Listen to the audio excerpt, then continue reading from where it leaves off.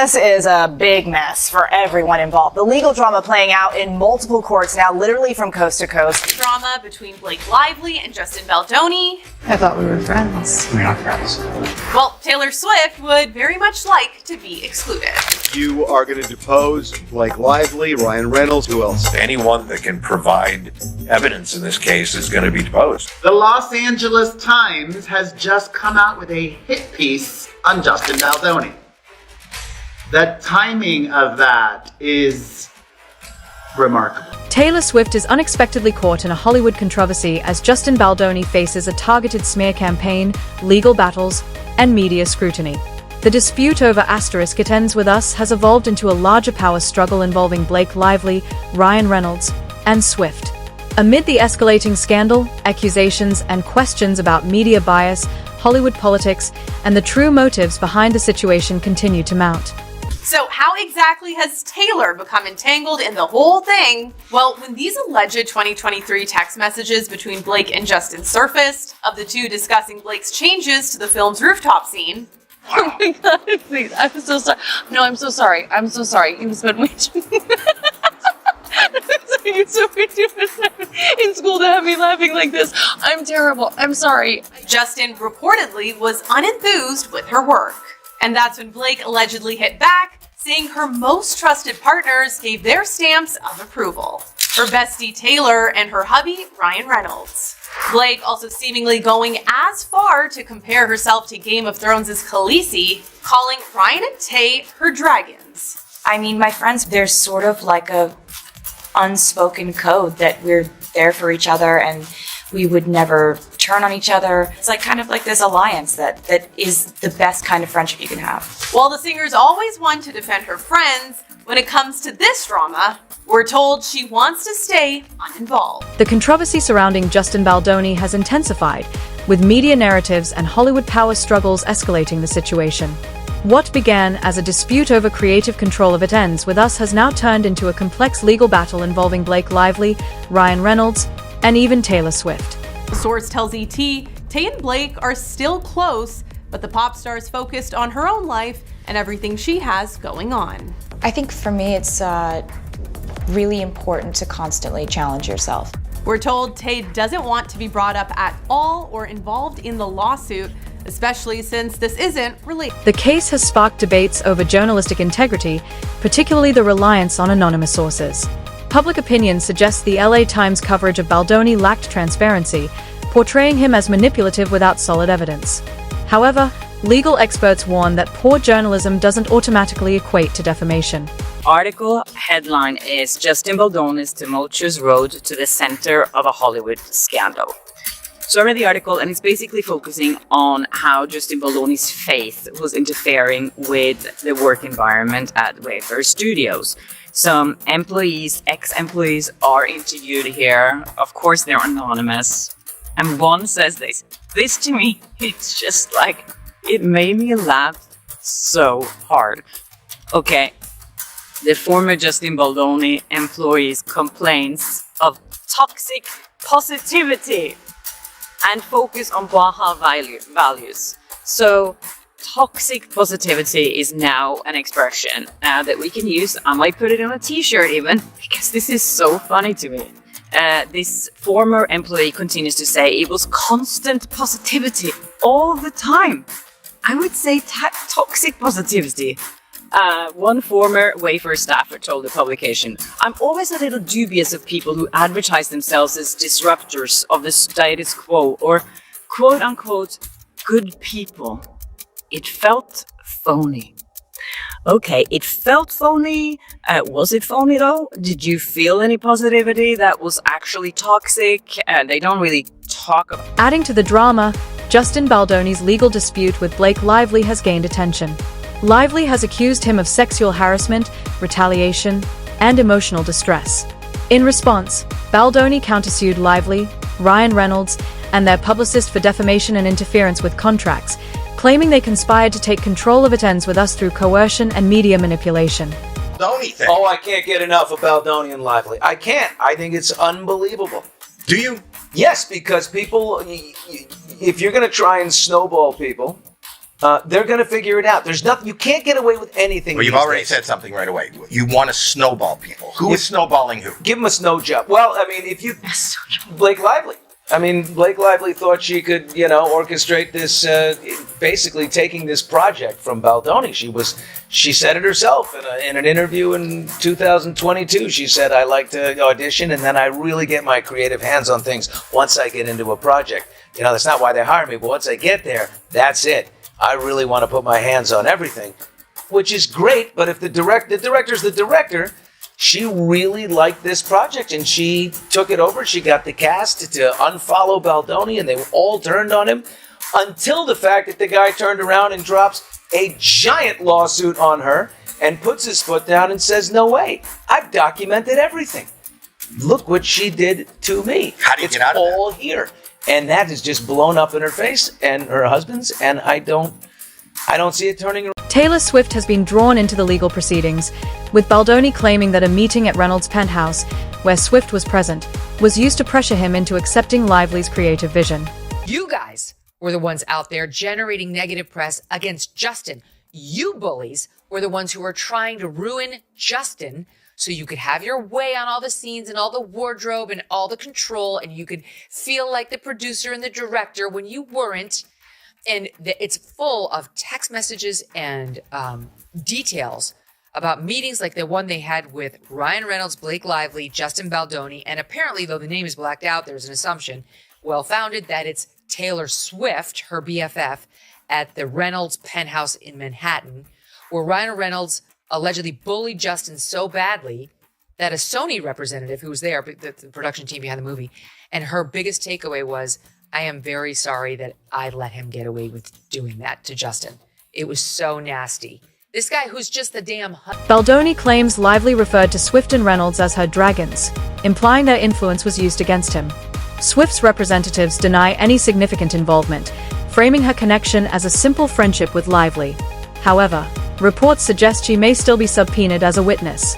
And now you see text messages in this lawsuit from Blake Lively comparing herself to the heroine of Game of Thrones, the fiercest female character we've seen in years, Khaleesi.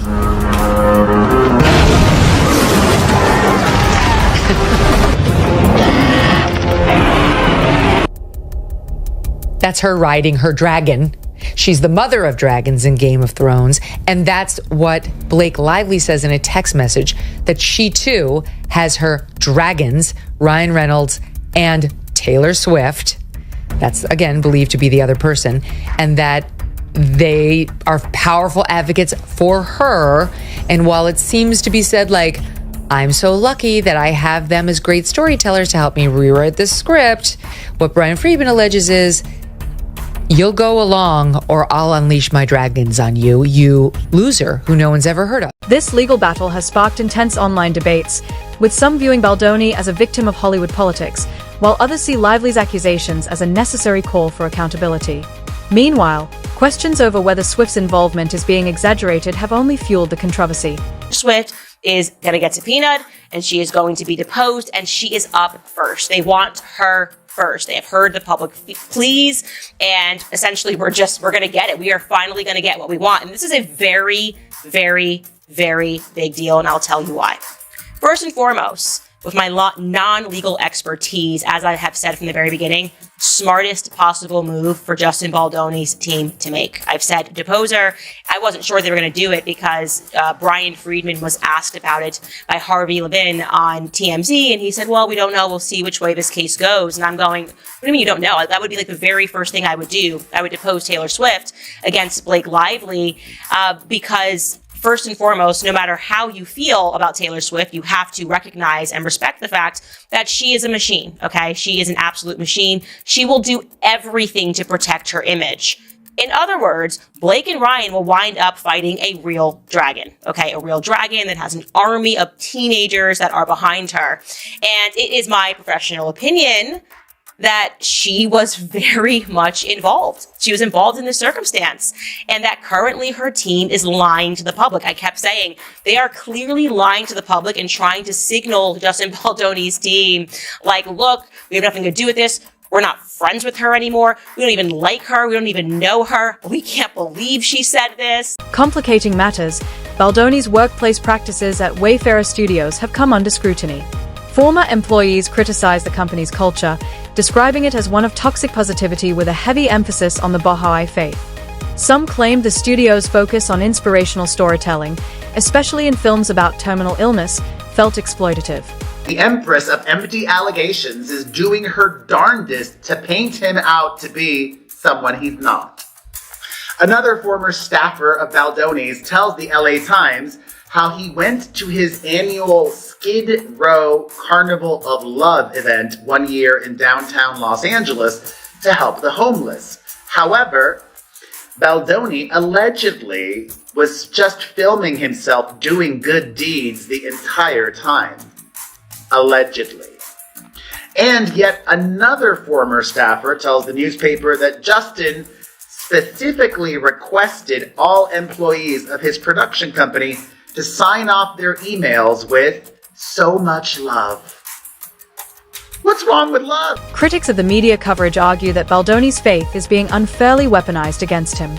Some view the scrutiny of the Baha'i faith in his workplace as a veiled attempt to discredit him, rather than a genuine concern about workplace issues. Others contend that media outlets are using identity politics to frame him negatively, while overlooking similar behaviors from other Hollywood figures.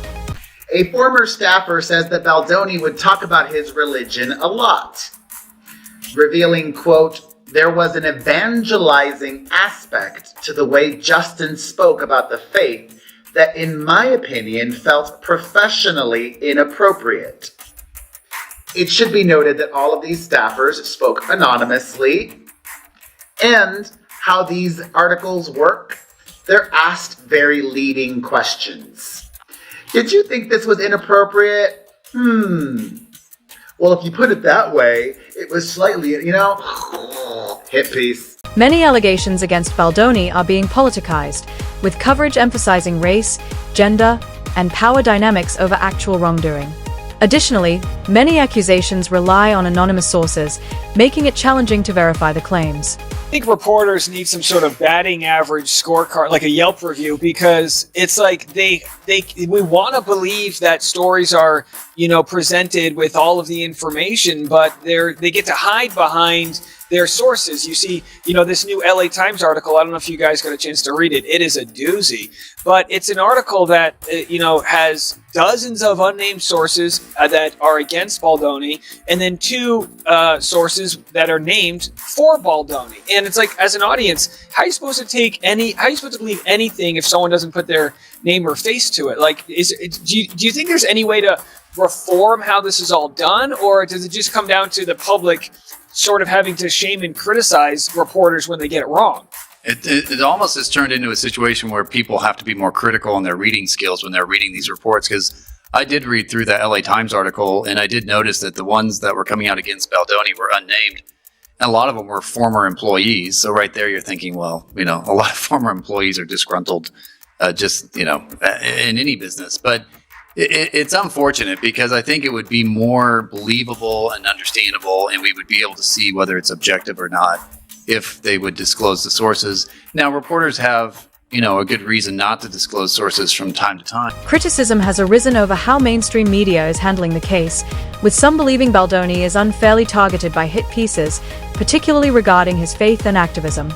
There are concerns about misleading narratives and a deliberate effort to damage his reputation.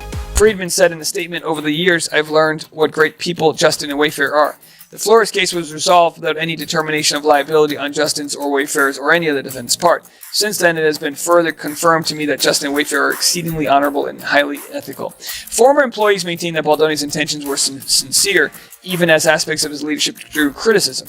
His heart is truly in the right place. He's a young guy who has gained access to a lot of money, has been figuring out how to run the company as he goes. He did a lot of stuff that was really helpful to a lot of people that no one knows about, that far outweighs any mistake. As the legal battles continue, speculation mounts over the possibility of a settlement.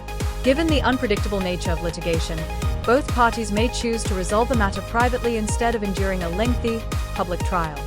However, with the trial scheduled for March 2026, new revelations are expected to surface in the coming months. Has said, spare no expense. We are not going to be intimidated into settling. There's no need to settle, so this might actually go to trial. And as I told you earlier this week, the trial date has been set for March of 2026. Y'all might be sick of it before then, but not me. I can't get enough. And yes, Blake Lively's husband is worth a lot of money, but Steve Sarowitz is worth a lot more. And there is something poetic about the fact that they are having to drain their finances to pay for all of their legal bills. And he's not. Ultimately, this controversy highlights the complexities of power struggles in Hollywood. It raises questions about the media's role in shaping narratives, the impact of personal relationships on professional disputes, and whether Baldoni is being unfairly maligned or held accountable for valid concerns. Saturday Night Live. Yeah, that seemed like that might be the latest move. What did you think? How's it going? Great. Hi, what have you heard? I'm unaware of anybody, frankly, whose wife has been sexually harassed and has made jokes about that type of situation. I